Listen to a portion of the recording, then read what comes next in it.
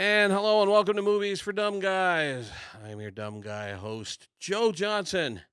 And with me, as always, Ryan Sharp. How you going to get fired on your day off? Tim Williams. Maybe I ought to eat your cornbread. And returning for a special engagement from Comics, Beer, and Sci-Fi, The Q. What have you guys done to me this month? I wanted to say a movie quote, but I'm so stressed out over here. All right. Well, shut off my pinky toe. I got a million of them. Martin Luther King. No. It is, for those of you who might not be aware, February is Black History Month. So I can't think of a better podcast to talk about the movies that have expressed the Black experience, the perspective of the Black community. Some might call them urban films, however you want to describe it. We are going to do our special tribute to Black History Month. So I can't think of a better person to lead off the conversation than myself.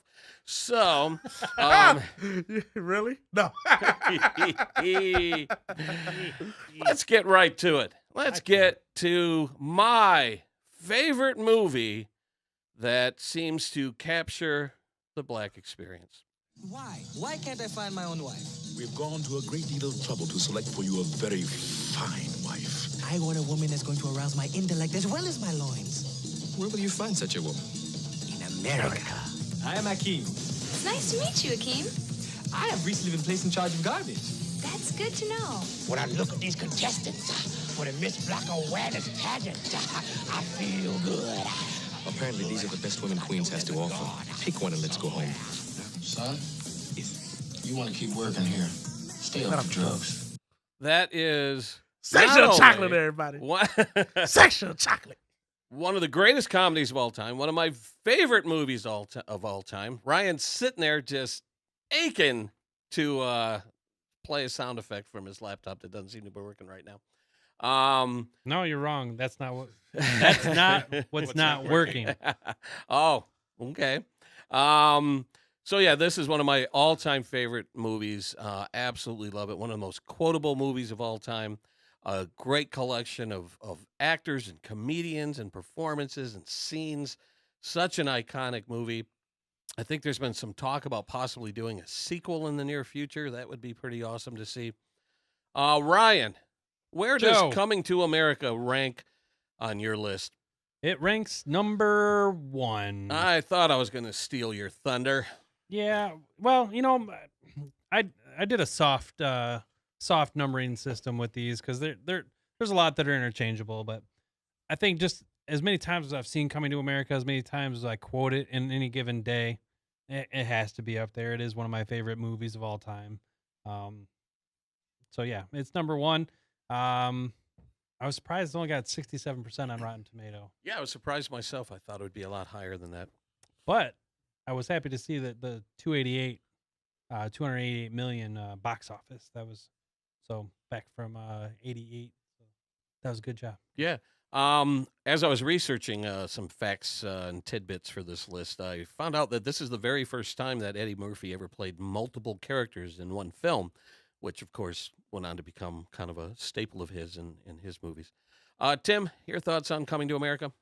This comes in at number 4 for me. I like this movie, and again, for whatever reason, I don't own it or anything, but I do like it. If I do see it, for relatively cheap, I'll probably pick it up. But yeah, I just want to say that lately, just in the last couple of years, I've seen a lot of resurgence of it. It seems like they made a McDonald's into a McDowell's in Chicago and actually had some of the stuff on the menu. And so, yeah, I think time would be ripe to do a sequel as long as they can do it justice. Yeah, definitely. Q, what role did Coming to America play in your childhood? Oh man, Coming to America. He's let's never put it like seen it. this. He's I've never never seen it. I've never seen it. Let's put it like this. I could watch Coming to America right now, quote the whole movie, like word for word, and laugh at every joke like it's still the first time I've seen it. Yeah.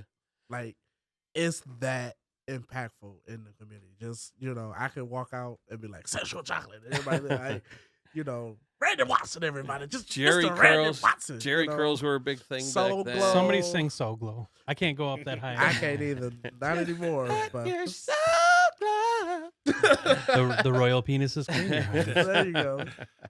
She's your queen to be. There we go. So many great moments. That's what in I'm that talking movie. about. So yeah, that this would rank pretty highly. Oh, it's number one on my list. Well, yeah, if I were to create a list of movies that I've seen most often, this would rank pretty highly. I've watched this movie dozens and dozens and dozens of times. Absolutely love it. Joe Louis was 135 years old when he fought Rocky Marciano. Oops, I thought you were someone else. You ain't never met no Martin Luther the King. All right. Sticking with the comedy theme, and my list is going to be fairly light. Got a lot of comedies on here. If anyone looking at my camera right now, if you look over my shoulder, one of my favorite movies of all time is number 2 on my list. All you suckers gather round. There's a brand new movie coming to town. So get on up and check the scene of the smoothest, baddest mother to ever hit the big screen. Main man, Black Dynamite. He's super cool and he know kung fu. Drives a $5,000 car and wears a $100 suit. You're so righteous. This is also true. And when it comes to the ladies, he's out of sight. Let me guess. You one of these brothers think you can get by on a wink and a smile, huh? What about the smile? I am smart. Black Dynamite, starring all-star running back Ferrante Jones. Little known actor, Ferrante Jones. Yeah. No, I actually read something recently that Michael Jai White, who stars as Black Dynamite, he said his approach to doing this movie was he had in his head that he was playing 2 characters. He was playing Ferrante Jones, playing Black Dynamite. And I guess they created a backstory where Ferrante Jones had to stop playing football because he had a neck injury. Okay. So he played it as if he couldn't turn his head. I mean, that's deep. Yeah. That's multi-layers there. That's pretty awesome. This movie didn't get a wide release when it came out, but everything I had read about it said it was just fantastic. And I couldn't find a theater nearby that was playing it, so I had to wait for it to come out on DVD. And I picked it up sight unseen. When the first day it was available on DVD, I ran out, picked it up, sat home, and laughed hard. I'm like, this is one of the funniest movies I've ever seen. Instantly became one of my favorite movies. And everyone I showed it to just embraced it, just loved it. If you haven't seen Black Dynamite, check it out. Another great cast: Michael Jai White, Arsenio Hall, Tommy Davis, and the list goes on and on and on. 83% John Spider Sally. He has a cameo in it. Yeah. Great movie. Ryan, have you ever seen Black Dynamite? I have not actually seen it. You have not You've seen never Black seen Dynamite. Black I've Dynamite? never seen Black Dynamite. Bye, Felicia. All right, Tim. This is actually my number 3, and same thing with you. I remember reading so much about it and being excited for it, and unfortunately, like you said, it never got a wide release. So I think you probably beat me to it. I think you went out and bought it sight unseen. You told me to go buy it. I went out and bought it sight unseen, I believe. And same thing. I just cracked up through the whole thing. I loved it. It's one of my favorite movies, not just favorite urban movie or whatever. But Yeah, I agree. I was hoping that there'd be some sequels. That unfortunately they put out that cartoon on Adult Swim that I just didn't think had the same. It just didn't have the same live up feeling to it, for it. Yeah, it had a completely different tone. Yeah, the tone. Yeah. The tone was different. It was just. I think they were playing don't up know. more to the fact that it was on Adult Swim. I think Yeah. so They too. had to be that edgy content. Yeah, I believe so too. But I don't know. Maybe sometime down the line we'll get a sequel of that. I would love as to well. see it. Yeah. Or maybe even the female equivalent, because, we have Black Dynamite. We need to do, the Pam Grier parody or something like that. I would love to Right. see something like that. Right. Q, what are your thoughts on Black Dynamite? Even though Black Dynamite did not make my list for reasons, I still agree with you. I went out. It wasn't you guys, but a friend of mine was like, "Dude, you got to check this movie out." And so I went and I got it, and I laughed hysterically because because I have a lot of those blaxploitation movies on VHS and stuff. So Yeah. but watching it is so funny. Like the one scene when they're fighting, Cornbread's fighting, and he slaps the guy by mistake, and the dude's like, "Wait, what the fuck?" And it's like, "Dude," and it's a And there's whole an totally edit, different yeah. guy. Yeah. Oh, well, there was like a ton of stuff that were Yeah. out of the actual movies. Yeah. Like that. Okay. Before I changed my quote to the cornbread quote, it was gonna be sarcastically, I'm in charge, because that was actually from one of those old Yeah. movies where they had They put, read like, the script. Yeah, verbatim. it said Yeah. to say it sarcastically, Right. but they read it. That was actually from a movie. I don't remember which one. And then also like when he stands up and the boom mic is hanging Yeah, down. yeah. That was from something too. Or like even when when he's running in the donut, and the donut, he shoots the donut, it's like flopping around, and you Yeah. can just see the guy's hands. Yeah. First his hands was out here, and then his hands was like right. It was so funny. You know, a lot of those mistakes were deliberate in Yeah. keeping with those old films, but Yeah. they were lucky enough to get some accidental bloopers in there that they decided to leave in. There's Yeah. during Oh, one of the okay. shootouts, there's the guys are in the big Cadillac or whatever, and as the guy hops out, the car starts rolling forward, and he Oh, jumps yeah. back in and applies the brake. They said that was not planned. Oh, That- it wasn't? wow. Oh, No, okay. that was an accident that they loved and left in the Oh, movie. see, I thought Nice, that was nice, from a real nice. movie too. Yeah, but no, okay. they left that stuff in, and I love the authenticity. They shot it on film stock that was used in the 70s. They found like a Yeah. supply, and they did all the Nice. effects and everything. Like they didn't want to do anything that you could do in the modern times. They did everything that you could only do like in the 70s or 70s, yeah. whatever. And it's such an authentic movie. It has that feel and just laugh out loud funny and so Like- great. Like in the beginning when he's having sex with like the three girls, and it's just him really just doing push-ups. That and then that one scene too that was like kind of bizarre, but I mean you could see it like when he's just standing there and Yeah. they keep showing her at the park and she just Yeah. jumping around back and forth. in front of And then the weird the animated montage, Yep. like with all the zodiac Like signs and stuff. Yep. man. Oh, that God. was a good one. Man, If it's too you bad you don't haven't know seen- anything about urban movies, Ryan. Yeah. You would be enjoying this I know nothing. conversation. You tend to avoid those movies for some strange reason. So strange. But yeah, if you haven't seen Black Dynamite, please check it out. You could probably get it for $5 at Walmart, literally. yeah. All right, moving on, kind of keeping with the same theme. This is a movie I saw in theaters. I've watched many, many times. Own on DVD. Popped it in last night again and watched it and reminded myself of why I love this movie so much. I need a cut. A little off the top, long in the back, but not quite no shag. Slope to the left like Gumby. Eddie Monster in the front, a little White Cliff on the right. Come on, hook that up for me. If you don't pay the property taxes, the bank is going to foreclose on the shop. I made your father the same offer, but you're a better businessman. You got vision. Ice Cube. Your father wouldn't put up with this mess. Do I look like my father? Yeah? Yeah, you do, man. Pretty much in the nose. We can't talk straight in the barbershop. Then where can we talk straight? Rodney King should have got beat for driving drunk and being grown in a Hyundai. Barbershop from 2002, starring Ice Cube, Anthony Anderson as the ATM thief. That was a funny thing they kept going back to. Cedric the Entertainer, who I looked this up today, was 38 years old when he played the old man of the barbershop. That was hilarious. That's ancient. And then Eve, 82% on Rotten Tomatoes. Love this movie.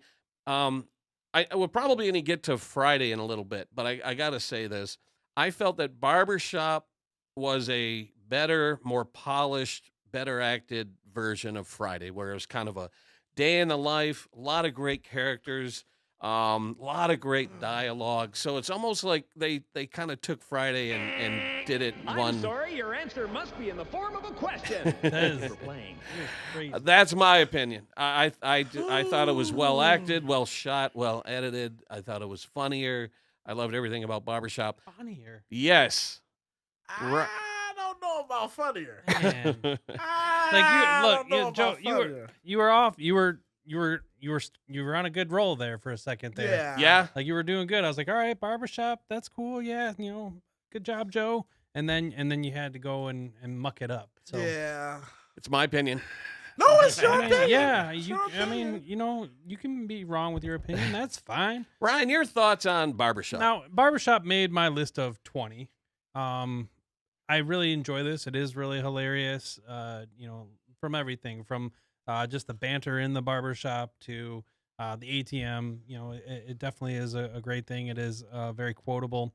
did 77 million box office, so you know it was a pretty successful movie for, especially in 2002. Good storyline. No way it's better than Friday though. All right, we'll get to Friday in a little bit. Tim, your thoughts on Barbershop? I liked Barbershop. But this is another one that I haven't seen in a long time. But I liked it when it came out, and I thought it was funny. But I think I might agree with you about it being. I think thought it was funnier than Friday, and I liked Friday when it came out too. But I just, in my mind, I laughed more at Barbershop than I did during Friday. I agree. And nothing against Friday, but I just think Barbershop is probably, like you said, it's been a while since I've seen both of them, but it's probably a little bit more polished than anything. It's an evolution. Neither of those make my top 10 though. Q, don't compare it to Friday. Doesn't Just even give make me your top- give me your review of Barbershop. Y'all gonna get me in trouble. Y'all literally gonna get me in trouble. Listen, I'm okay. Barbershop, don't get me wrong.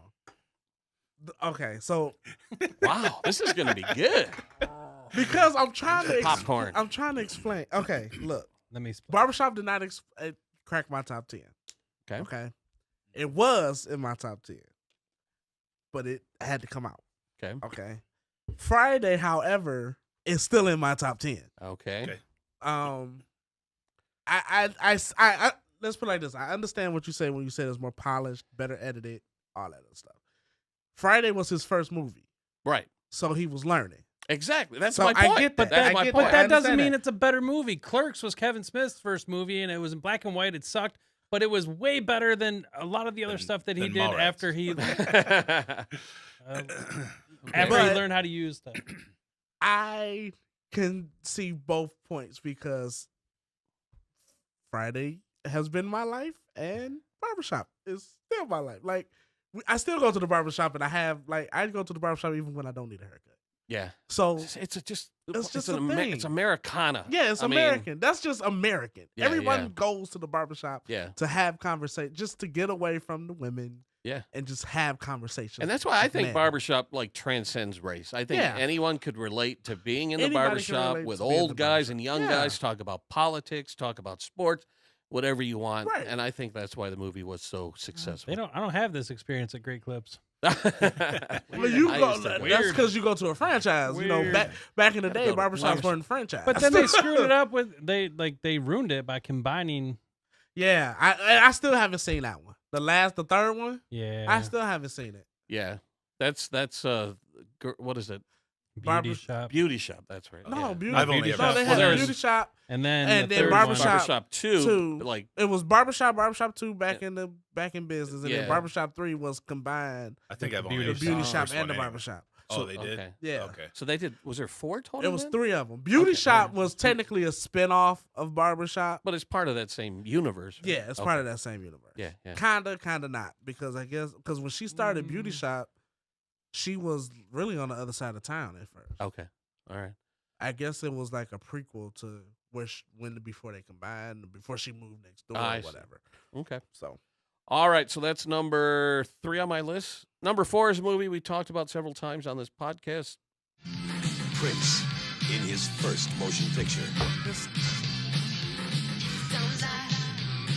I mean, no, okay, okay. Before he created the music, No, No, he okay. lived every bit of it. Purple Rain. 1984's Purple Rain. I don't know what you guys are griping about over there. One of my, and again, I've probably mentioned this before, but one of my favorite experiences I've ever had in a movie theater was going with my friends, trying to find a theater where Purple Rain was playing way back in 1984. We go into this theater in Southfield. Me and my friends, I think we're the only white people in the entire auditorium. Mm-hmm. And when Prince came out and sang "Let's Go Crazy," the place erupted. People were on their feet. They were cheering like they were at a Prince concert. And I'm looking around going, this is incredible. And it was one of my favorite movie-going experiences of all time. Now, the movie's poorly acted at times, but the musical performances are incredible. It's one of my favorite music movies of all time. Made Prince even bigger as a star, if that was even possible. I absolutely love Purple Rain. Love this movie. Ryan's Actually, giving me you this surprised look. Me. I thought you were going to be awful, but you were dreadful. What is your problem with Purple Rain? It's everything. I don't like the movie is not good. What? The movie's not good. What? You need to play a sound effect for yourself. Joe's got something. Bye, Felicia. Thank you. Joe learned a new word today. I just didn't enjoy Purple Rain. Prince's music is fine, but I don't want to see him up on stage. I don't want to see him acting. It was next. Yeah, exactly. Next. Your opinion's wrong on this one. Tim, help me out here. I think Tim's gonna have my back here. I barely remember. I remember watching this movie on cable, and because it was Prince, and I liked Prince's music, and I liked Morris Day, I liked it, but I honestly don't remember anything about this movie. Ironically, there were only 3 professional actors in this movie. One of them was Apollonia, and she's horrible in it. She looks great, but she's a terrible actress. You know why she got the part, right? She was married at the time, actually. Right, but the only reason she got the part is because Vanity went and did The Last Dragon. That's right. Yeah, this movie was written with her in mind for Love that me role. some Vanity. She stepped out. They replaced her with Apollonia. Because if you remember, Vanity came out with Sex Shooter and Vanity 6 before, and then she went to do The Last Dragon, and Vanity 6 became Apollonia 6. Yeah, and he gave them Sex Shooter. Yeah, I could only imagine what this movie would have been like with Vanity in it, because I was a Vanity fan at the time. I didn't know who Apollonia was. I'm gonna be honest with you. I don't think it would. I think it was. You don't think she would have been a better actress, though? I don't think it would have worked with her. Huh. I just maybe because I've seen it so many times with Apollonia. Yeah. But looking at Vanity in The Last Dragon, maybe her quirks, if that makes sense. Like, you know how she gives Timac that look in The Last Dragon when she's biting her lip, and like she does that a lot. I can't see that in Purple Rain, if that makes sense. Okay. Sure. Does that make sense? Yeah, I mean, her like I said, it's facial been so long since I've seen it. I don't really remember. The way she stands and the way she, just like her whole body movement, I can't see it fitting into Purple Rain. I think you're just used to Apollonia. I mean, that could be it. That could be it. But I don't think. I just don't think it should. I mean, I get why you put it on the list. But Let me ask you this: does Purple Rain belong on this list? No, I don't think so. Why? I'm completely confused by that. Why does this movie? It's all African American actors. It's an African American story, even though it was written by a white dude. But I'm sure Prince came in and kind of shaped it to his career and his life. But I'm shocked that you guys wouldn't agree that it belongs on this list. I feel like I'm in a bizarro world. I'm not saying that. I just don't remember. I'm saying that. You're talking about this little short guy from Minnesota. He's not the Black experience. I disagree. I think the movie. Was Michael Jackson the Black experience? Yes. When you think about the young Jackson family. Well, and yeah. I didn't say the Jackson 5. I said Michael Jackson. Yes, his life story is the Black experience. Yes. Now, he changed over time, but if you're to tell the Michael Jackson But story, the only reason he gotta changed, talk about honestly, his dad. is because when he growing up, He you had no had to child. be that. But it was more of a race. Like everything was, you had to be that color to have power, and he's seen that growing up. So when he just did it. That's personally what I think. I could be wrong, but that's a whole nother conversation for another time. Right. Wow. But Purple Rain, I feel like, because, and we had this conversation before the podcast started, I feel like it's one of those movies where I think it transcended enough to where it might not belong on the list. That surprises me. Those of you watching at home or listening, I'm actually want to surprised. hear your opinion. I'm actually surprised that you said that you were the only two Right, and Caucasians that's in what there. I'm saying. Because I everybody, really am. Everybody I mean, likes Prince. Prince. Was No, and I know he had universal appeal, and I like that's Prince. what's great about him. But he Last Boy early Scout, in his anybody? career, like prior to Purple Rain, he didn't have that wide following. I mean, 1999 had come out, and he started to cross over, and but Purple Rain, kind of brought him to the masses. But I'm sticking strictly with the story and the abusive father and the household that he lived in, and music was his escape and all that stuff. I don't know. That can be anybody. Yeah, but that could have been Elvis. That was Judd Nelson in Breakfast Club. That could have been. I mean, I don't think it. I personally feel like it just didn't. It transcended. Yeah. If that makes sense. I don't know. Like I can ask anybody, have you seen Purple Rain? And they might not have seen it, but they know of it. Right. You know, I think that's this why subject is just so. Let's put it this way: if they're doing urban movie classics on BET, It'll not. be on there. It will be, but it'll be after Baby Boy. Everything it'll on my be list. after everything on this. Yeah. I think the reason it's in my top 5 is because of its universal appeal. That a wide audience found Purple Rain and it put their butts in the seat, and I think that's important. I think it's important to bring in a diverse audience, and Purple Rain did that. I would agree with that, but at the same, I mean, it's just the. I mean, that's not what we're trying to do here. It has its merits. It's I'm not saying it doesn't have its merits. I mean, There's reasons I why agree. these movies are on my list. I understand that it. I just believe it transcended too much to be considered. Even though in the in the Black community, Purple Rain is a staple. Right. It is. But if like he said, if it was on BET, it would be after Friday. After they would play Baby Boy before they would play Purple Rain. I get that.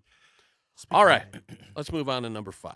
I debated what movie to put in the number 5 slot because it's one of my first 5 movies to talk about, and so I thought about a movie that from when I was younger. This came out in 1988. It's another spoof of blaxploitation movies. Laugh out loud, funny, great cast. Here's a clip.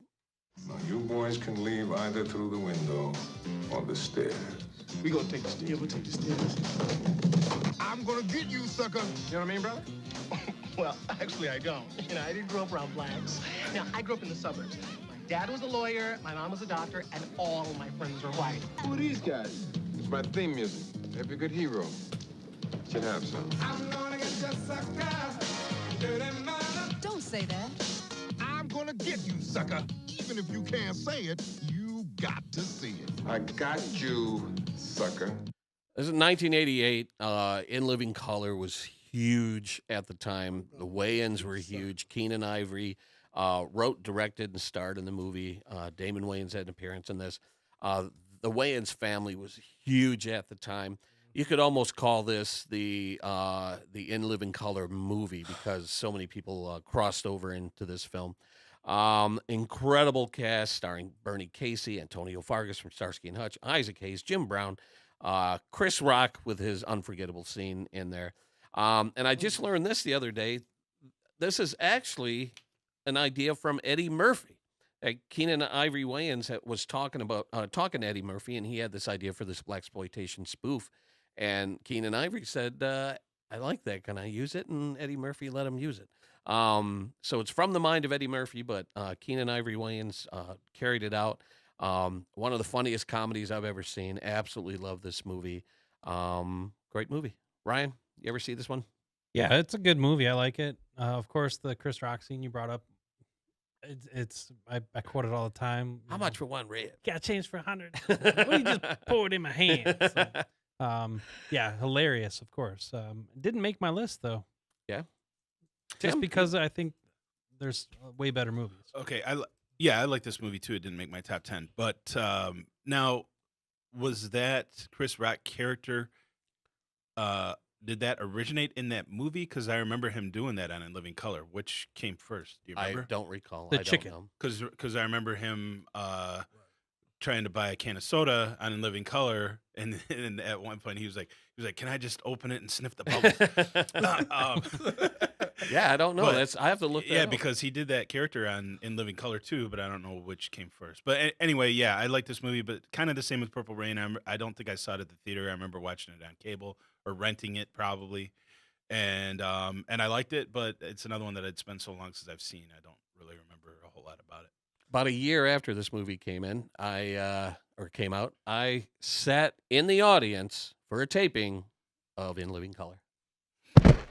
But you hurt yourself. One of the sketches they did is pretty famous. You guys remember the 3 Champs and a Baby sketch, where they do a spoof of 3 men and a baby? I was in the audience for that sketch. It was pretty awesome. Did you see J-Lo? What's that? Did you see J-Lo? I don't think she was a fly girl at that point. I think she came in toward the end of the series. But I did sit there and watch the fly girls for like an hour do their dance routines. That was awesome. Q, your thoughts on I'm Gonna Get You Suckin'? Didn't make my list, but classic movie. That's now that should be on the list.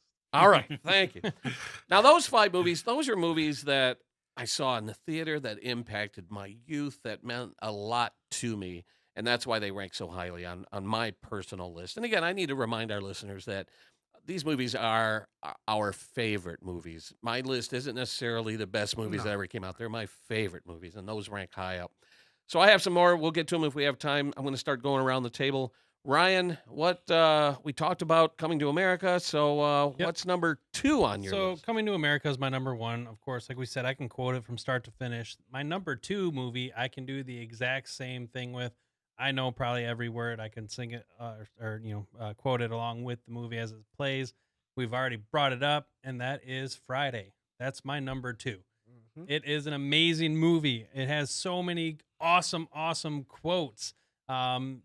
This is Chris Tucker comes to life in this movie. Yeah. It shows the diversity of Ice Cube. Because before that, the only thing he was in was what, Boys in the Hood, right? I think he did a couple other things. That was 95. Boys in the Hood, Trespass. But he had played. Let me see where my list is. While you're doing that, all right, play that. I'm going to play some music. I'm going to play some highlights from Friday. Yeah. For real? Damn! Damn! Telephone. God damn! Damn! Really? You're just going to play damn? Damn! There's some highlights from Friday. You want to know the funny part? I know all those scenes. You can picture every single scene, moment. Every moment.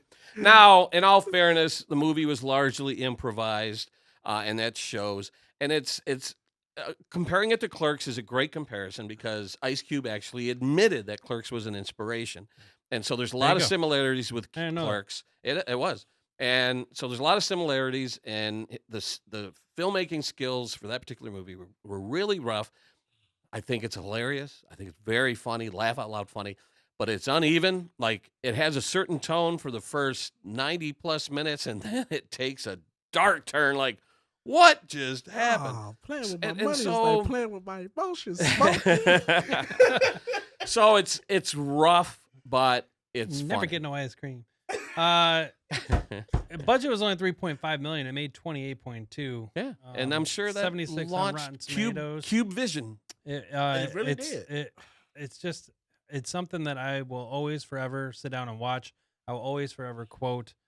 I mean, look where it's, I don't know how many years later, 20 years later, Bye Felicia, you played it twice already, right?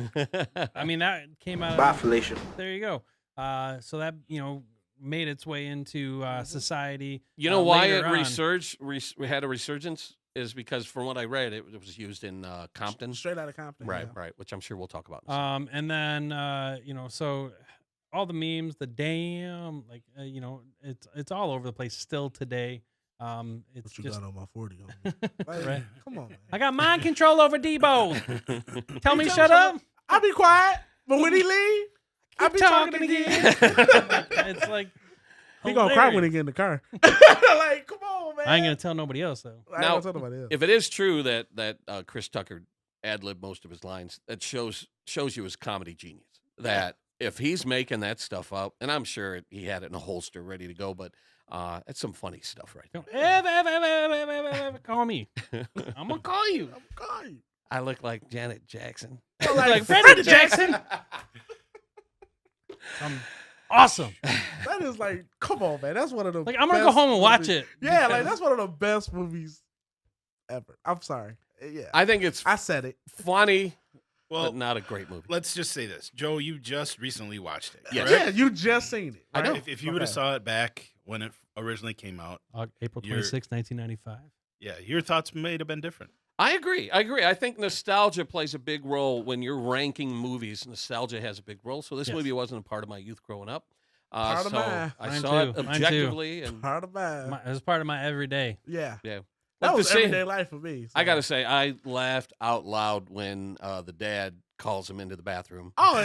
And Just got I'm my like, 20 that kids, was my mom, such 5 minutes. a crazy scene. Pops. Listen, Gotta love I pops. take a dog and I get him and I shoot my foot in his ass. Just all day long. Bang, bang, bang. bang, bang. Miss Parker, the Lord is my shepherd. That's He another know thing. what I Like want. the great Bernie Mac shows up. Yes. He disappears into the house. He runs out half naked, and I'm God like, damn, "Where's devil." Bernie Mac? Like, I want more Bernie Mac." It It was just great. It was It just kind of was a great, hodgepodge of moments and stuff, which is fine, but Older the berry, it's sweeter the juice.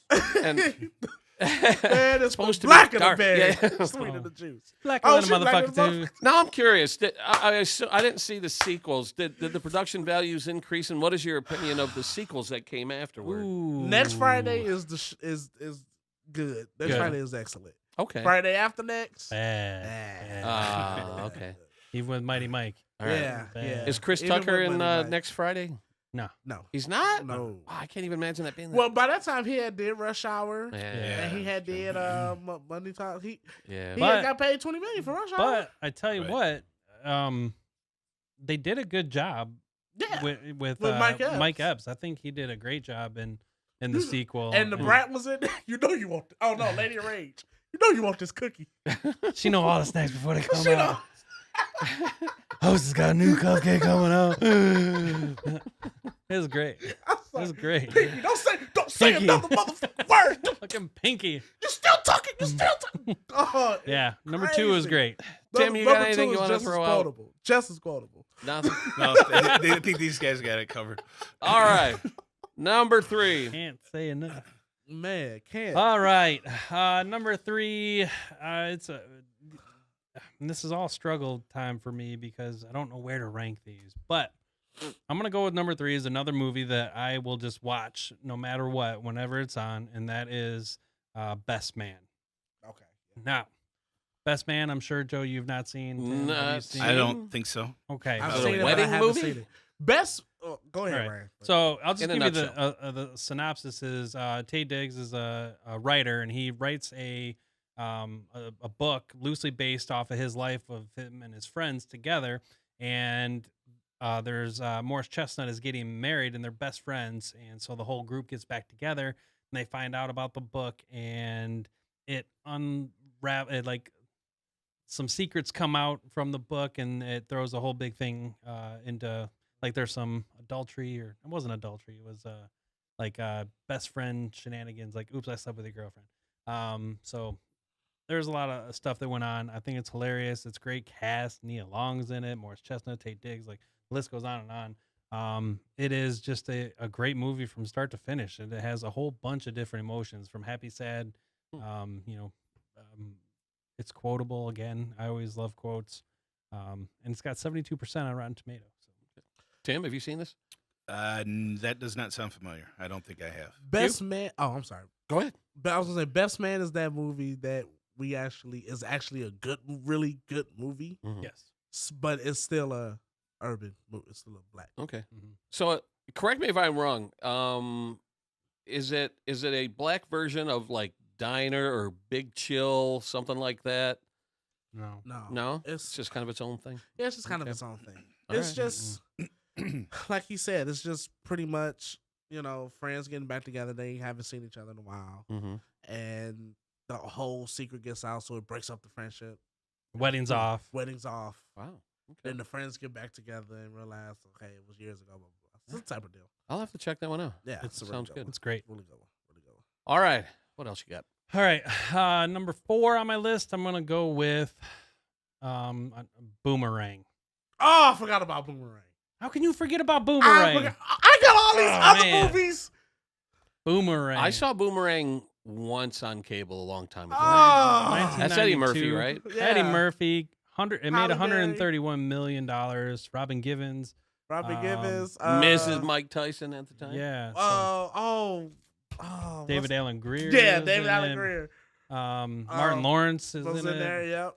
Oh man, so much Freaking hilariousness. Eddie Murphy is like a ladies' man, and he's going after Robin Givens, but he actually falls for Halle Berry. Yeah. And there's that whole exchange, and then like there's the moment where like Robin Givens is like really getting him, and it's driving him crazy, and like she is like the player, and he's being played, and he doesn't like it, and like she like goes over and bangs him, and then like leaves money on the nightstand, and like he was a prostitute, and he like Eddie Murphy like pulls up the covers. Yeah. And, like, I remember that. And it was funny because if you like, we watched the movie, he falls for her because he pulls the cover back, and her feet yes are pretty. Oh, I remember that. Yeah. The girl had 6 toes, man. Yeah.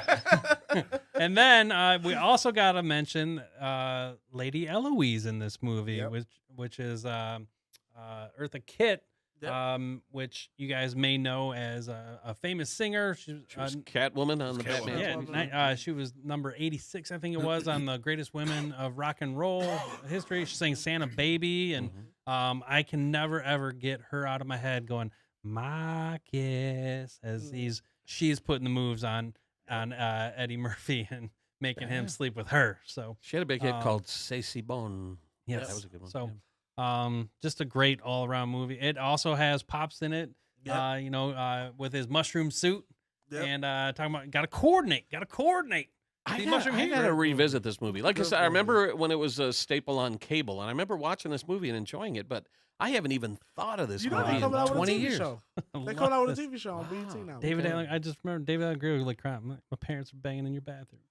Yeah. Why hasn't David Allen Greer got a starring vehicle yet? That guy is great in everything he's in. I don't get it. Not Maybe my he's favorite, just better actually. as a second banana. I think guess, so. But Probably. yeah, but he's good. Has he never had any starring? I don't think he's ever starred in a movie. He always seems to pop up as a. Yeah, as he's a- always the second fiddle, the sidekick. Yeah. Now he plays the dad on Him and everything. Tommy Davis. Yeah, you're He's the old man now. There's that Senior Citizen TV show that he's on. He's got a full Cool guy. beard and Yeah, everything. full He's beard, hardly yeah. Cool recognizable. kids. Yeah. He was Yeah, on that's right. Carmichael show before that. Before they canceled, he was the dad. Yeah. So. But yeah, no, Boomerang. That's a good one. I forgot all about Boomerang. Have you seen that, Tim? I have, but it's kind of like you. I Yeah, it's probably been a saw it while. on cable when it was first out, and I think I liked it, but I don't remember a whole lot about it. When you said Boomerang, the first movie that popped into my head was what was the one where they're making the movie and Eddie Murphy? Oh, Bowfinger. Bowfinger. That's Bowfinger. what I thought you were referring to. Okay. Not an urban movie, but a great movie. Yeah. All right. What else you got? All right, so that was number 4. Number 5, I'm gonna go with. I think I gotta go with The Wood. I got okay. That's something. Is that the title of the movie? The Yeah. title's called. I don't know what that is. Not surprising because it is it's an urban movie. So it's about 3 friends: Omar Epps, Tay Diggs, Richard T. Jones. That's when Tay Diggs was doing a lot. Yeah, like Best Man came out the same year. Yeah, as like, The Wood. Yeah. So they were like back to back. So it's about 3 kids that grew up in Inglewood, hence The Wood. And they reflect back to their childhood, and it kind of goes back and forth. They bury the time capsule, and they look for that. They talk about going to the prom with the girl for the first time, and getting with girls for the first time. And again, there's a wedding involved. It's just, it's fun to look back at your awkward teen years, and this did it in a very hilarious way. It's laugh out loud funny. What year did this come out? 1999. But say, didn't Brown Sugar come out the same year with him and Sanaa Lathan, or was that the next year? I think it was the next year. Tay Diggs and think Sanaa so. Lathan, I because think it was the like next 2 year. years where Tay Diggs was in like Everything. Yeah. He was in Go too. That was 99 as that well. Was, yeah. Wow. And then he had that TV show Daybreak where he kept waking up the same day. Tay Diggs was. He was everywhere for a while, And he was good. I really enjoyed everything. Tay Diggs, Everything he so, was in was good. Yeah, not on my radar. Tim, you remember this one? I do not. Oh. I remember when it was out, but I don't remember if I've ever I've seen never it. even I'm thinking heard of this. Well, the funny part is, like he said, it came out in '99. I was in 5th, 6th grade, maybe. Huh. Okay. So when it came out, the debate was which one was better, Best Man or The Wood. Yeah. Okay. That was the debate. You Huh. had to have seen both Mhm. because you was either on Team Best Man or you was on Team The Wood. So What that's- what yeah. side were you on? Best man. Were you? I think I flip flop. I think I did, but I think I settled on the best man. I think more girls Like like the best I man. started with the Wood because it's funnier. The Wood was funnier, but I think more girls like the best man. So I For went to the sure. best Oh, for man. sure. I went to the best man. Whichever one of the girls like. I this one can't. I'm picking. The kid doing the dance. Yeah. the dance. Like Yeah. it cracks me up every single time. So I went with the best man. All right. So that's your top 5. We'll That's get my back to your top next 5. 5 in a moment. Tim, throw something out Next at us. 15. Okay, yeah, my number one is a movie that came out in 2003, and it is Badass. It is not to be confused with Badass. 2 words? Yeah, not to be confused because apparently there's a movie called Badass too. I'm But, about to say, so but you're not talking about Danny Trejo badass, are you? no, I'm talking about Mario Van Peebles. I believe he directed this too. He plays his dad. Uh-huh. And it's all about his dad trying to get the movie Sweet Sweetback Badass Song Remember that? created. Yeah. And I like movies about making movies anyway. Yeah.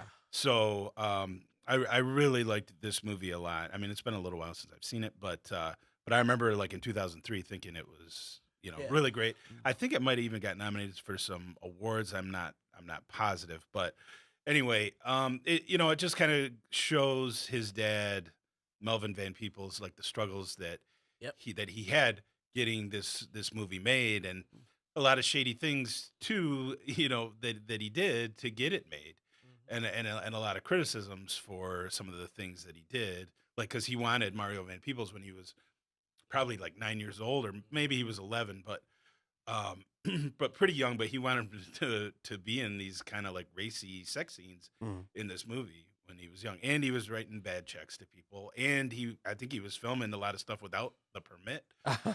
Yeah, because nobody. But at the eventually time, he got it done. Wow. Yeah, He was one of the few. Him and not to cut you off. I apologize. no, go ahead. Him and Mario were the ones making a lot of movies. Like Melvin was making them in the 80s. Then Mario started making them in the 90s. But Mario was a little bit more legitimate. I mean, Yeah, well, by that time, yeah, but by he- that time, but by that time, Melvin had made a was name just- for himself. right? Exactly. So the Van Peebles name held weight by that time. Yeah. So what was exactly. the movie he was trying to make? It's called Sweet Sweetback's Badass Song. Huh. That's the title which of the came out in movie? 1971. Yeah. And that's actually a good movie too, if you ever watch it. And I believe some of the Black Dynamite stuff might have came from that movie. Yeah. Because it was just kind of like, I mean, almost along the lines of Ed Wood, where they were just boom going and shooting Yeah, scenes yeah. and with no permits, and there was a part, I don't remember exactly what happened, but he needed fire trucks or something, so somehow he convinced the firemen to be in it. I mean, I would have to, like I said, it's been a little while since I've seen it, but I remember just really that liking coming this out. movie. Oh, never I heard do of it. remember that coming out. Okay. Ryan? Nothing? Got Pops nothing. does it? Really? Two of my mom's favorite directors are Melvin and Mario Van Peebles. So I've seen a lot of their movies come out. Okay. So Cool. All right, number 2. My number 2 is a movie that came out in 1993, and it came out. okay. And I've talked about it on here before, and it was basically Straight Outta Compton, before Straight Outta Compton, way before Straight Outta Compton, and it is CB4 with Chris Rock. And I remember seeing this at the theater. Oh, wow. I loved this movie. It was all about. I mean, really, it was loosely based on NWA and the problems that they were having with everything at the time. I mean, just being able to perform the song "F the Police," but in this movie, it was sweating from my balls. So is this is a parody, right? I mean, Oh, yeah. is it a Yeah, comedy? yeah. I mean, and honestly, the movie's probably a mess. I mean, I own it. It's been a while since I've seen it, but I just remember seeing it at the theater, cracking up, loving it. And actually, Chris Rock recreated like one scene from New Jack City when he was the crack addict. Yeah. In this movie, just kind of like out of the blue. Yeah. But yeah, I mean, it's definitely a parody, but it's That's a good one. Sweat from my it's funny if you've never seen it. I'm black, y'all, least and I'm black, y'all, and Yeah. I'm black. I actually and I'm bought the black, soundtrack. y'all. I mean, I had the soundtrack and everything. It's a great movie. That's a good one. That was a good pick. That was a real good pick.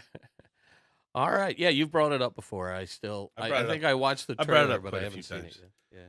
So It's funny. It's worth the watch. All right. So Badass was 1. I moved that to 2. Black Dynamite was 3. Coming to America was 4. So I just want to mention this movie because I doubt anybody else mentioned it. My number 5 is Tales from the Hood from 1995.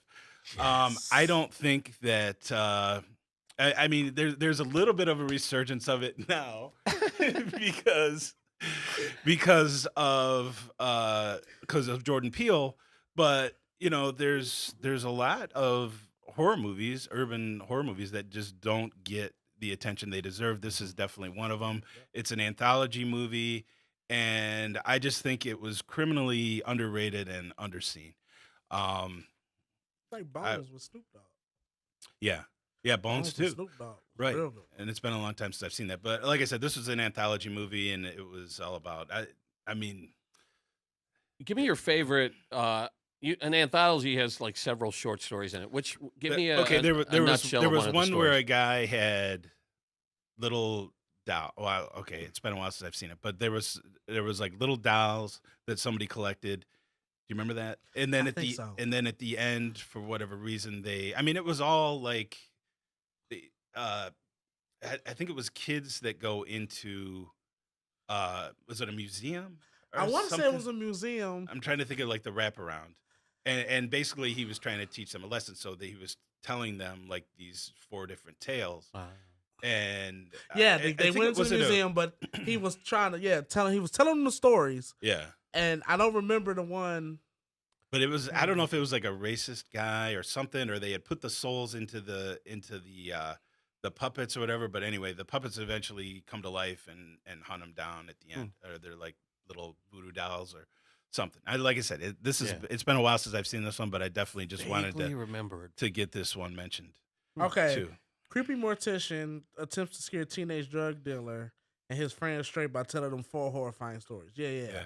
One is about a guilt-ridden cop who goes crazy after ignoring his corrupt partner. He also tells of a meek schoolboy with terrifying supernatural powers. Although the young thugs want to take their drugs and escape Mr. Sims, he still has 2 more tales to tell. Now I remember. Yeah. So they don't specifically mention the one I'm talking about, but that's the one that sticks out in my head. Yeah. Okay. Right. Ryan, anything? Got nothing. Nothing. All right. Clarence Williams III played Mr. Sims. David Allen Greer was in it. Was he really? David Allen Greer was in what it. I remember is there was a lot of decent actors in it. Yeah. Yeah, Brandon Hammond. Yeah. Now this is another one that I don't know if I own, but if I saw it like for $5, I'd definitely pick it up. Yeah. All right, so that's Tim's that was my 5. top 5. Q, what do you got that we haven't discussed yet? Well, we did Coming to America. That was my number 1. My number 2 is kind of a cop out, but I have to have these 3 people on the list, and it's more people, not movies, if that makes sense. Mm-hmm. Because without these 3, we probably wouldn't even be talking about Black Panther and Melvin and people stuff like that. But that's Richard Roundtree, who plays Shaft, Pam Grier, and Jim Brown. And they were like the 3 blaxploitation movie stars in the 70s. So those are my number 2. Whatever movie you want to put in there, whatever. I don't care. You pick one, it'll be. So you just wanted to say blaxploitation movies from period. Yeah. Number 3 is New Jack City. Okay. And New Jack City, to me, I consider New Jack City as one of my top 5 best movies ever. Like 10 best, but I believe New Jack City, like Ryan said, is quotable. But just Wesley Snipes, it showed a different side to Wesley Snipes that I don't think he's ever done again. Like, Passenger, like all of Wesley Snipes' movies have been him kicking someone's ass. Yeah. Like he's the action star. But in New Jack City, he actually had to act. Yeah. And it actually showed his acting ability. What's the premise of New Jack City? He acted in White Men Can't Jump. Yeah. Oh, he acted in Tu Wong Fu too. What's the full title? Well, come on, what's the Tu full Wong title? Fu, Thank You for Everything. Julie Newmar. Julie Newmar. There you go. So, which is also another good movie. But New Jack City is basically Nino Brown is Wesley Snipes, and it's about him and his brother building up this drug empire, and Ice-T is trying to stop him. And funny sci-fi reference: the apartment building where they do all the drugs and stuff, it's called the Enterprise. Because when you get so high, it's like you in space. That was the quote, and that was Chris Rock's like major starring role. Who was he? Pookie? Is that who Pookie, he was in that? He was Pookie, and Ice-T helped him get clean, and they sent him in to be the spy, not the spy, but the informant in the Enterprise. Wasn't Samuel Jackson in it too, or am I thinking of No. something You're else? thinking of Okay, sorry. No. I know, no. But you're thinking of Do the Right Thing. No. Because he was in that too. Yeah, but it was another. He was in Coming to America. He was in Coming to America, but it was another. Was it Jungle Fever? Maybe it could be. When he was the drug addict, that was Jungle Fever. Okay, yeah, that was Jungle Fever because his dad always played Mahalia Jackson, so it was Jungle Fever. Yeah, you're right. Okay, I It was didn't. Jungle Sorry, Fever. I didn't mean to throw you off. No, you're fine. But yeah, that's New Jack City. That's my auntie's favorite movie ever. Ryan, So- have you seen this one? Yeah, of course I have. Definitely deserves to be on there. It wasn't on my list, but again, not because it doesn't deserve to be, just because I ran out of spots. Yeah, New Jack City is one of them ones where it shows how to make it into the wrong way. Let's just put it like that. Right. My next movie on my list was Friday. We did that one. Number 5 on my list was Hustle and Flow. Okay. And Hustle and Flow it won an Oscar. It's hard out here for For a song, let's clarify. For a song. No, Terrence Howard was nominated for Best Actor. Oh, well, yeah, nominated. But Yeah. it won the Academy Award for Best Song. It did. And they It did. performed it at And the they performed ceremony, it. And which it's is still, awesome. till this day, the funniest Grammy song performance ever. Because, no disrespect, when you see them all sitting there, and they're just like, because every other song, they clap and they get into it, and it was like, no, it's hard, and they was just like, Trying to squeeze a dollar out of dime. Yeah, and they was just like this. I don't know how to act. I don't know what to say. I don't know how.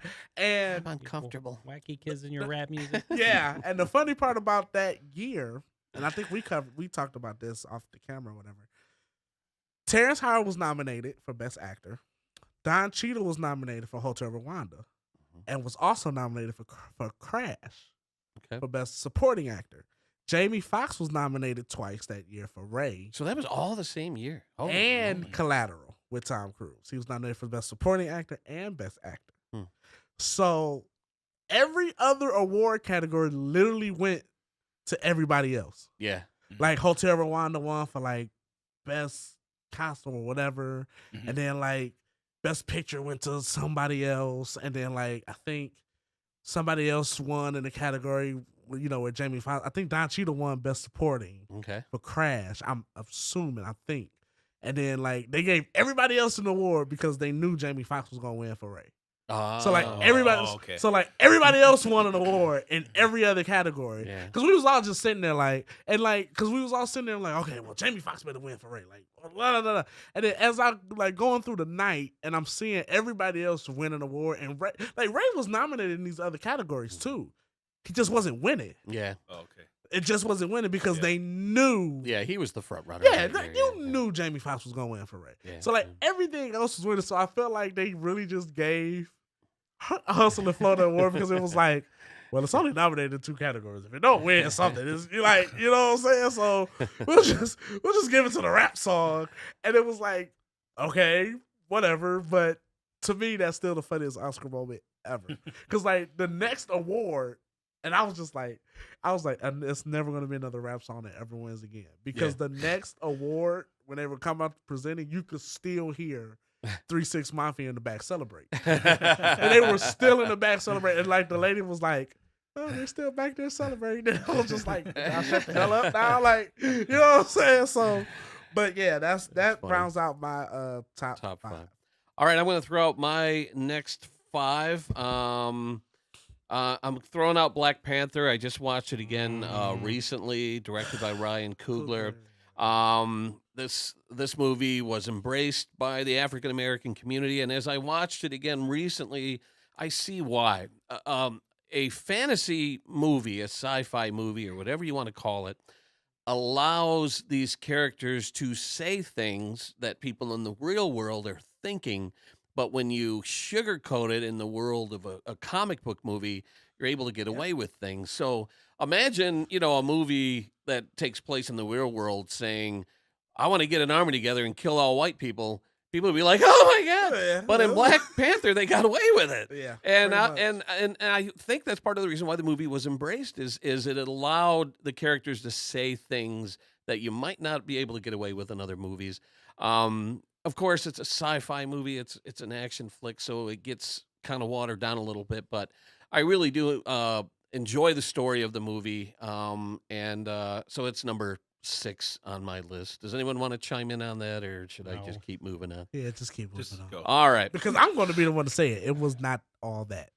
Right, and we've discussed it on the Yeah, we've podcast just before. That a lot said of people that. say it wasn't even the best Marvel No. movie of the year, but It wasn't even it's the an best important Marvel movie, movie, and I can see why people have embraced it. Okay. Number 7. This is kind of a controversial pick, which might open up a discussion here. Number 7 on my list is Django Unchained, 2012, starring Jamie Foxx.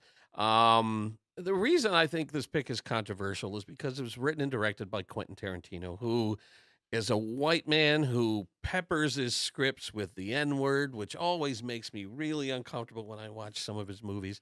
But it's a great story and had me on my feet at the end, like cheering at the end of Django Unchained. Anyone agree or disagree, or any thoughts on Django? I think it's a great movie. I don't put it on this list, though. Okay. I loved that movie, but it did not make my top 10. Q? Same with Ryan. It's a good movie. It's just doesn't. It's not. I don't put it on this list. I feel it's more of a like how he did Inglourious Bastards. Even though it was fake, it was to me that's still a Nazi wartime story. If that makes sense. Okay. I look at Django as just a fantasy movie about uprising against slavery. Right. What could have happened. Right. If that makes sense. Yep. So I don't really I put it in that category. It's the same reason I wouldn't put 12 Years a Slave on this list. Mhm. It's the same reason I wouldn't put Amistad on this list. But that brings up, I kind of threw this out at you earlier to give Yep. you time to think about this, but can a movie be embraced by the African-American community that was written and directed by a white man? What are your thoughts on that? Because there's other examples too. I mean, Coming to America was written by a guy named Art Buchwald sued Paramount Studios because he had written the story Coming to America, and he won. He won his lawsuit. He was a white guy. It was directed by John Landis, another white guy. So there's quite a few movies out there. Well, New Jack City. I'm pretty sure that was. I'm pretty sure. And one of the biggest complaints about Green Book, which came out in 2018, is that it tells the white man's perspective, and it was written by a white man and directed by a white man. So does that taint the urban movie, the black movie, if it was written and directed by a white man? It wasn't. You're right. Mario Van Peebles. I'm gonna say did. that's a Mario Van Peebles movie. That's right. I'm Yeah. thinking of something else. I'm gonna say that's a Mario Van Peebles movie. Your thoughts? I'm going to say, and this might be controversial, I'm gonna say it's a double-edged sword, if it makes sense. If the script, because this, okay, perfect example. Red Tails. Okay. Was directed by Spielberg. Okay. But it was a Spielberg-Lucas collaboration. But they had to put up half their money to do it. Mm-hmm. But it told the story perfectly because I think if the director does enough research and actually listens to the input of the stars on the movie, I believe it's fine. But you have some cases where I can sit there and be like, what the hell? They just attempted to try to tell me. You can't tell me what it's like to grow up exactly in the hood. Right. You can't. I lived it. I know it. I still live there. Now, in the past, in defense of movies that have come out in the past, they probably wouldn't have gotten made if there wasn't a white man at the helm. Right. I'm hoping that we're in an era now where if there's a black story that needs to be told, there are lots of black directors who can tell that story. And so I'm hoping we're in a new era where the black voice will be given a chance. I think you're giving a lot of credit to people who go to the movies.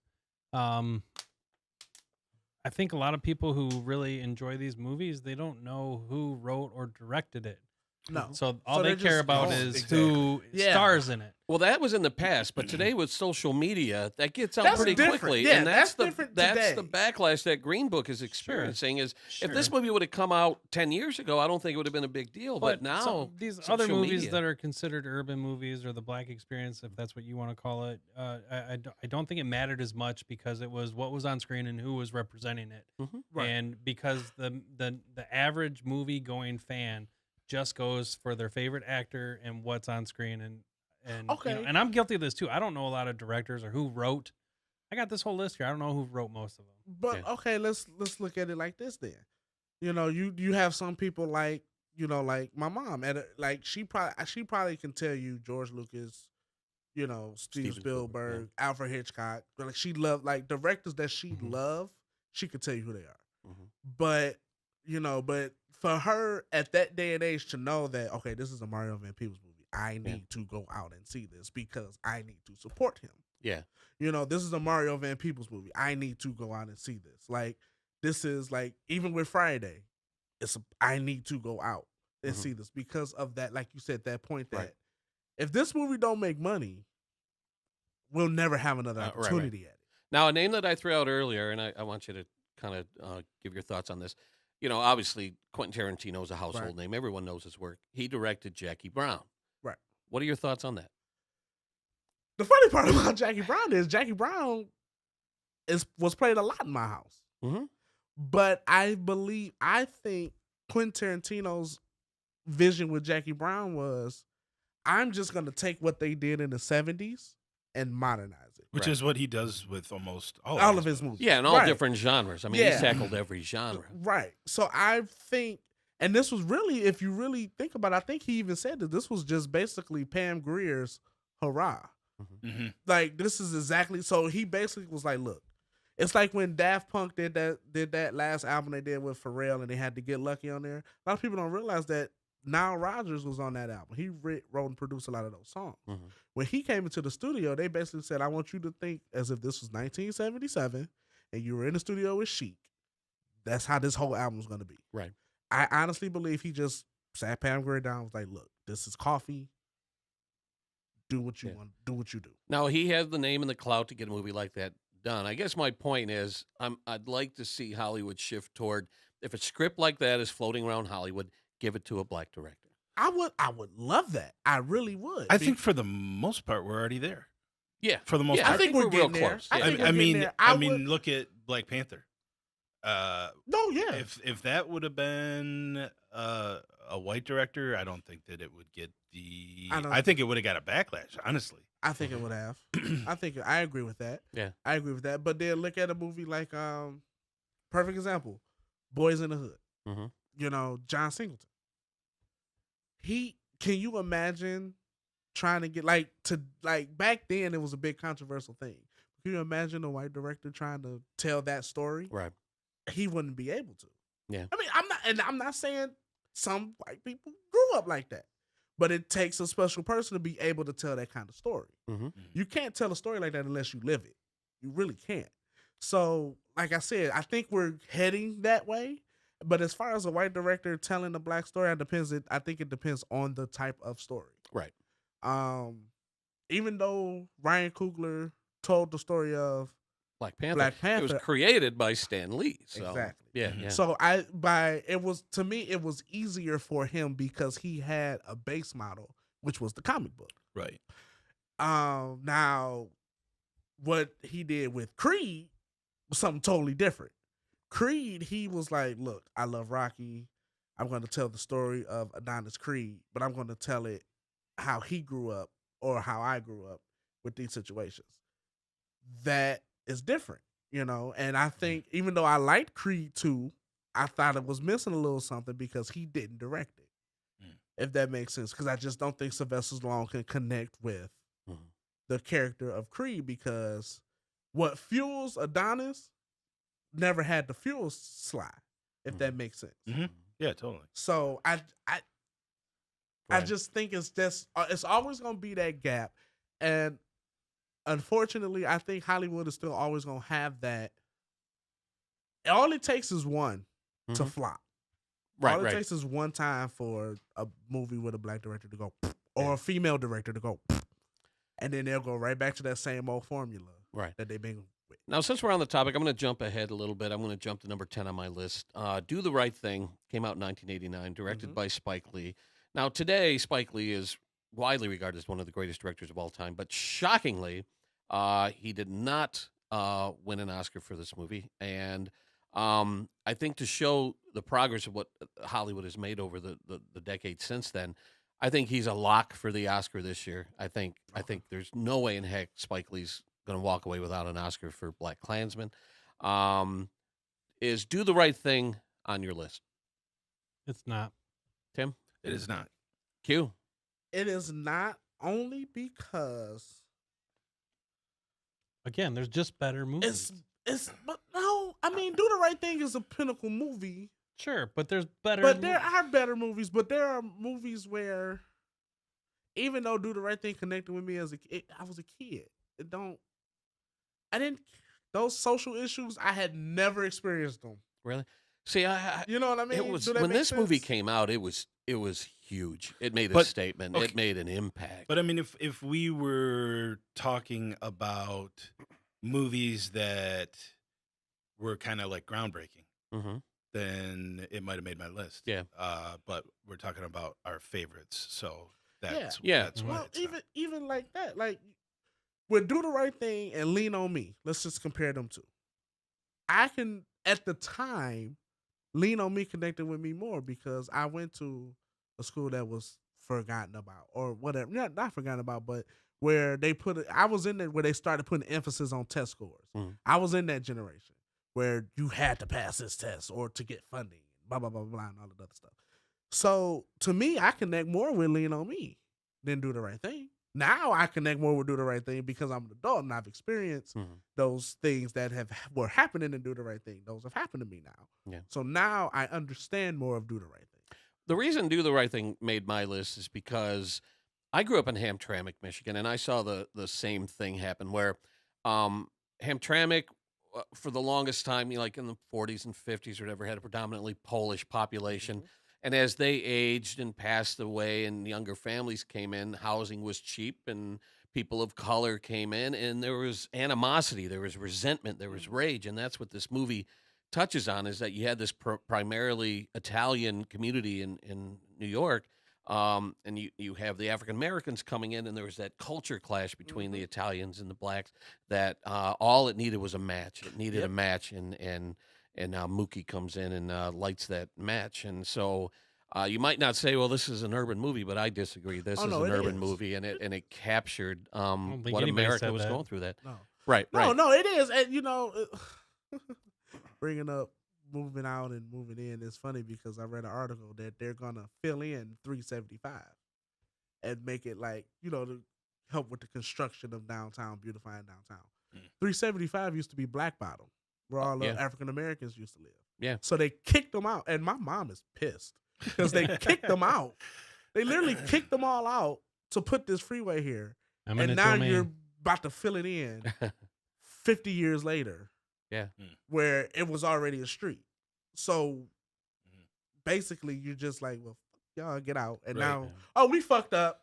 My bad. Let's fix it. Well, you know, it's interesting. I don't know if we're talking about the same thing, but I saw a video going around on YouTube. It was the mayor of Detroit at the time when he was trying to bring in, I think it was the Olympics. So he put together a film to promote Detroit. And he basically reassured the Olympic Committee, you may have heard about our slums.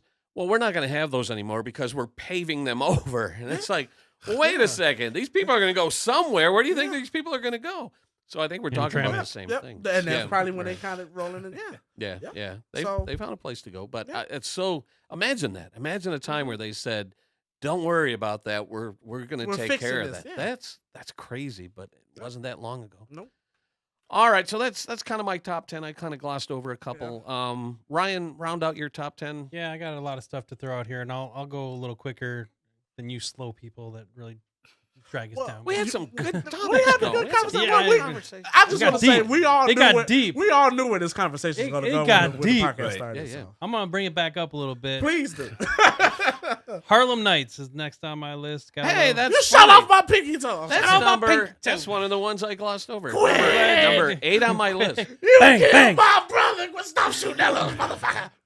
I'm so glad you brought this movie Bang, up. bang. That's awesome. It's like pow. You know, Stop shooting that little bit. we've mentioned a lot of movies today that have amazing casts, and Yeah. when you look at the cast, Eddie Murphy and Richard Pryor Red in a Fox. movie together, Red Fox, Fox. Della Reese, Yep. Arsenio Hall, that's an amazing combination. Hello, Yep. Jasmine Guy.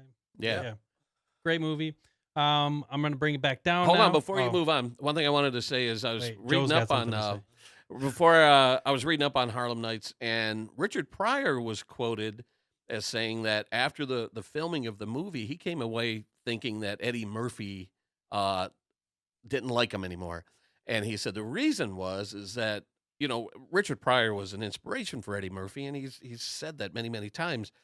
But when he worked with Eddie Murphy on this film, he kind of pulled Eddie aside and said, your comedy can be mean at times. And I guess Eddie didn't take kindly to that and kind of resented him for it. And he said the experience on the movie wasn't what you would imagine, two legends on the set together playing off each other. He said it was more of a negative experience coming off that film. Wow. And part of the Sugar reason Eddie, that was the one and only movie Eddie directed. And he admits today that he neglected his duties as a director. He said he was more interested in where the party was going to be that night instead of directing the film. Now, Yeah. I love the movie. I think it's hilarious, and I was surprised to read these things afterward. But Yeah, one of the greatest casts. I'm surprised. It had a $30 million budget. It made 95. What surprises me, 25% on Rotten Tomato. Yeah, Way really, down. really Well, low. Just points out why I don't trust Rotten Tomatoes. Yeah. No, I agree. I don't put much stock into it, but sometimes I get it right, and I'll mention that with another one of these movies. But next movie on my list, bring it back down. Higher Learning, another John Singleton movie. Real good one. Yeah, real good one. Great cast again. Omar Epps, Christy Swanson, Michael Rappaport. Are you guys familiar? Yes. Nope. Yes. Joe? No. So it's about Columbus University, where these three different worlds kind of combine with each other, and Michael Rappaport's a guy that doesn't really have a spot, so he gets picked up by some Nazis, and then you got Omar Epps, who is just a track star, and he starts realizing all these socioeconomic and gender lines and racial things, and so like Rappaport and Omar Epps go into this not being racist, and then they both kind of are enlightened, and like Rappaport like starts he becomes a school shooter, and like it's a highly impactful, highly emotional, crazy That's actually movie. one of the best movies Michael Rappaport has ever done. Yeah, I mean, he was great. Definitely. Tyra Banks is in it. Lawrence Fishburne's in it. Just a great cast. That reminds me of it's not the same premise, but kind of is. I can't think of it. It's that movie with Usher and Forrest Whitaker plays the Get out of here with some Usher. the cop. Shut up. Whatever. You look that up. I'm gonna go on. Yeah, go ahead. My next movie is Deep Cover. Jeff Goldblum. That was a good one. Yeah, Lawrence Fishburne. Lawrence Fishburne's in that again. He's a cop that goes undercover and gets really like deep undercover, hence the name Deep Cover. And Light it like, up. Sorry. it becomes so much part of his life that like one of the quotes in the movie is, am I a cop playing a drug dealer, or am I a drug dealer playing a cop? Great movie, great cast. 86% on Rotten Tomato for that. Definitely check that one out. Straight Outta Compton, Boys in the Hood. Those ones are gimmies. Of course, they have to be on this list. They're iconic. Boys in the Hood has 96% on Rotten Tomatoes. Wow. Yeah, so definitely agree with that. And of course, Ricky! Yeah. You can't go wrong with that. Can't go wrong. Joe Johnson doesn't know what we're talking about. Here's some that I'm gonna throw out the last few that you guys are not gonna know. Love Jones. Oh, okay, Jones, okay. Yeah, I'm going deep here, right? Yeah. Love Jones is about a writer, and he wants to get with this photographer who is Nia Long. And after a chance encounter, and they bond over their artistic views and things like that. And then Nia Long decides to move back to New York and mend relationships with her ex-fiance. And the guy's all heartbroken, and it's about them, trying to figure it out and get back together. It's a great movie, good cast, and I guess you could say things are getting pretty serious. there you go, absolutely. But it definitely is a when we talk about urban movie and Black experience, it's definitely it definitely missed an audience when it was released. Let's put it that way. Throw out real quick also Poetic Justice. Janet Jackson. Tupac. That showed his range. He was a great actor, actually. What might have been. Yeah, right. How to Be a Player, Bill Bellamy. And then here's one for you, House Party. Oh, that was huge when it came out. 96% on Rotten Tomato for House Party. Kid and Play. Okay, yeah. Really? Tisha Campbell, Martin Lawrence. What was Kid and Play's big hit? Did they have like a big hit? Like Rolling with Kid and Play. Okay. That was a big hit. Ain't gonna Alright. hurt nobody. Yeah, I remember when this movie came out. It was huge. Huge. Huge and heavy rotation on cable TV. Absolutely. Yeah. Roll Bounce is another one that if it's on, I have to watch. It's Bounce. Bow Wow. He's about going to the Skating Rolladium in and the 70s, and competing against other groups of guys with dancing on your skates, and it's a great movie. What was the girl?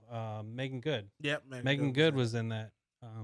Like I like to say, Megan is good. Yeah, she is. Boy, I tell you, think like a man. Anyways, and then I'll leave off. I think I saw that on your list, so I'll let you talk about that. Okay. I gotta just throw out my last one is Selma. Okay, yeah. See, I would have said King. I say King. I'm not gonna argue with you, but I just really like Selma. 2014, 99% on Rotten Tomatoes. Oh wow. I still haven't. I'd say King because I still haven't seen Selma yet. Oh, go see it. It's definitely a great. Yeah, I haven't seen Selma yet either. No, but I do want to see it. It's just because I spent so many hours watching King. Sure. Yeah. Sure. Yeah. So. Tim, anything you want to throw out? Yeah. This, but this one's probably a little bit controversial. The only reason I put it on my list is because I saw it on other people's lists, and it's Ghost Dog: The Way of the Samurai. I love this movie. Is that with it's Forrest Whitaker? Yeah, and he's a hitman who's kind of beholden to somebody else. Now, you've never seen it? Oh my God, it's a great movie. But going back to the white director thing, it's directed by Jim Jarmusch. But I mean, like I said, I was not going to put it on the list, but I saw it on other people's lists. It's a great movie. You guys should definitely check it out. I mean, it's it's quirky like the Jim Jarmusch stuff is, right. but it's a really good movie. Okay. I mean, he's a hitman, but he follows like the code of the samurai. He reads like the Hagakure or whatever. There's like 2 books that he like strictly follows. But check it out. I'm gonna have to check it out. I'm gonna check it out. I'm gonna check it out. Yeah. Joe? No. Pops and Buzzes over here. You never saw it, right? I saw it. Okay. My number 7 that's the one that Ryan skipped over, but Life from 1999 with Martin Lawrence and Eddie Murphy when they're in prison. And that was my quote was from. I just ended up really enjoying this movie as well. We next. Yeah, just like the whole time period. It starts off when they're younger, obviously, goes all the way until they're old. They finally make it out. My pinky toe went in the And they bottom. finally make it out, right. I had New Jack City as 7. I had Jackie Brown as 9. And then my number 10 is Undercover Brother, which is kind of like the precursor to Black Dynamite. Right, yeah. I ended up liking Black Dynamite more, obviously, but Really? I do, yeah. I like Undercover Brother more, man. I was surprised how much I liked it when I saw it, and I'm actually surprised I don't own it on DVD. I enjoyed it that much. Undercover do Brother own for it, me is another one. Like I like it'll come on. I'll talk and quote the whole movie through, and I'll laugh. Like, I mean, I loved Pass. it. I loved it, and I do love it. But Pass. then when Black Dynamite came out, I just thought that it did it better. But. Okay. Well, Ray's Boom Boom Room. well, a lot of movies Ryan said and he said, so I'm not gonna go through all those. But I'm gonna say some that he didn't say. Menace to Society. That's a good one. Dead Presidents. Posse, which is one of my top 5 favorite westerns. The Color Purple. No one talked about The Color Purple. But The Color Purple lost to Out of Africa. That's right. Yes. Out of I Africa. thought about Color Purple. I didn't put it on my list because it's although it's a great movie, it's not one I want to sit down and watch all the time. No, you don't want to watch it because it's depressing. Yeah, but absolutely. So that's why it's not. No, that's the only reason. And I completely get that. But for me, it has to be on the list. Sure. Has to be on the list. The Temptations movie. I know it was a TV movie, but it has to be on the list. Like, we were quoting that at work yesterday. Like, you know, he ain't me. He ain't no David Ruffin. Like, yeah, it's gotta be on there. Dreamgirls. Dreamgirls, yeah, we touched briefly on that. Yep. That's a fictional story of the Supremes in Motown, and we were saying earlier it's a shame there aren't more movies out there about the story of Motown. Right. I hope somebody tackles it someday, but for now we have to have Dreamgirls, which I think is great. No, yeah, it was a really good one. Lawrence Fishburne, Hoodlum, story of Bumpy Johnson. That was a good one. Yeah. Hoodlum was really good. Last Dragon. Nobody talked about that. Last Dragon. Well, we mentioned it briefly because of Vanity. Right. I had a Vanity poster because of that movie. Yeah, Last Dragon is like, it was up in my room. am I the meanest? Show enough. Am I the prettiest? Show enough. Did she pass away? Vanity passed away. That was didn't she? Vanity. Yep. Yeah. Wow. We were just Vanity. My number 7 on my list actually is, I'm not doing it now. It's Black Belt Jones. It's a black exploitation movie, but it's with Jim Kelly. Oh man, it's a karate movie, and I actually watched this movie. I fell in love with Jim Kelly after Enter the Dragon, like everybody else. But my granddaddy was like, "Well, you gotta watch Black Belt Jones." And Black Belt Jones is like, yeah, it's the stuff. It's the shit. You know what? Jim Kelly came to the Motor City Comic Con a few years ago, and I remember standing a distance away, looking at him, going, "Man, that is Jim Kelly." And for some reason, I couldn't bring myself to go up, shake his hand, and say hi. And so I stared at him for a little bit, and then I kind of walked away. And then he passed away like months later after his appearance at the Motor City Comic Con. Known about that, I probably would have been there. I am a huge Jim Kelly fan. Yeah, he was in the Bruce Lee movie Enter the Dragon. Enter the Dragon. Yep, he was great. Enter the Dragon. Yep. Trespass, Meteor Man with Robert Townsend. He's the black superhero. Cotton Comes to Harlem. The 5 Heartbeats. Pootie Tang. Get out of Pootie Tang. Oh, Pootie. Wada tie. When he's in the jail, he say, "Did you bring it?" Because what's the guy dirty? Aren't we out of time? We're just about out of time. Okay, I'm almost done. The guy's a gangster, but he's like really dirty. I can't think of his name. And he's like in jail, and he's like, "Did you bring it? Did you bring it?"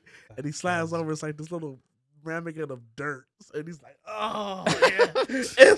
I'm telling you, all these movies. You have to see Pootie Tang. Do you think? Let me throw a movie out. Do you guys think Get Out belongs on this list? Yes. I'm surprised it has not come up. Well, I was getting there. You're throwing out like 100 movies over there. There's a limit. Because I have to Pootie Tang over Get Out. I have to get these out. You put Pootie Tang over Get Out? I have to get these out. I have to save my reputation.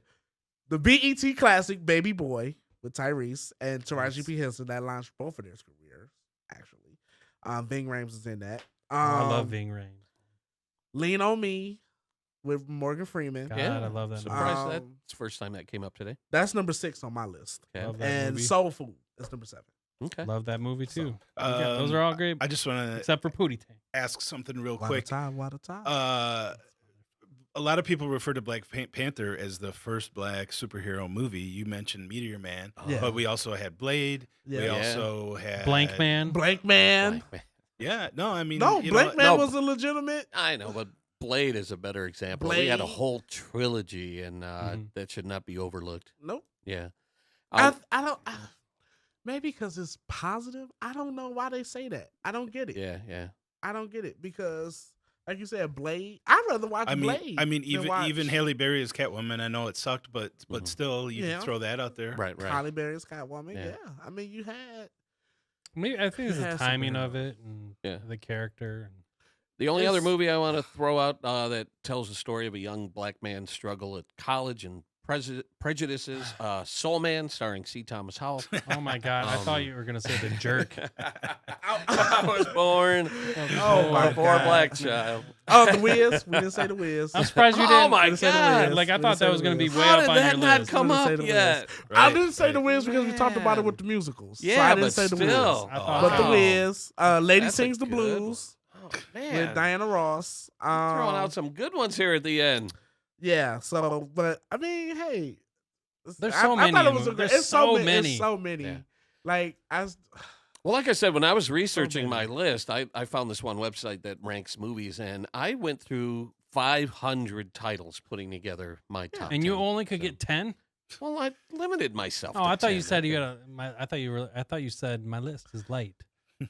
He Like, meant comedy comedy wise. wise. Mine are all like he didn't comedy have I thought, like, stuff like that. the No, heavy- no, hard the time. well, heavy like you topic. know, That's what's not what I like another one is what's love got to do with it. That counts. Yeah. Waiting about to a- exhale. Waiting to exhale. How about a thin line between love, and hate. And that's another one. Oh, man. Bad Boys. Bad Boys. Blue Streak. Money Talks. Money Talks is great. Man. Love Money Talk. Oh my God. Money Talks is classic. Money Talks. Yeah. Blue Streak. White Lightning. You guys know White Lightning? White Lightning, it was Richard Pryor in the role of the first black NASCAR driver. I remember yeah, that. that was a good one. I remember that. That was a really good one. Yeah, yeah. Ghost Dad, but we don't mention who's in that. Oh, Ghost Dad. We don't Leonard mention Part who's in 6. Yeah, Leonard Yeah. Part 6. I knew that was coming. We don't mention who's in Fat that. Albert, the movie. We don't mention those movies. We don't mention Now we're getting those. into some crap. All right. No, I thought we touched on a lot of good movies. Yeah. And, I saw Nutty Professor on a lot of people's lists. Yeah. And I mean, I don't hate that movie, but don't hate nobody has mentioned it. I don't think it's. I don't think it's. I think it is. I think it. I don't like it because it makes fun of the plus size person. And me being plus size, okay. I don't like it. Do that. I mean, I like it, but I don't. Okay. If that makes sense. Easy jokes, yeah. It's easy jokes. Yeah. Yeah. You're Like, right. it's easy for you to make Yeah, fun you're of right. something that you've never been. Yeah. Okay.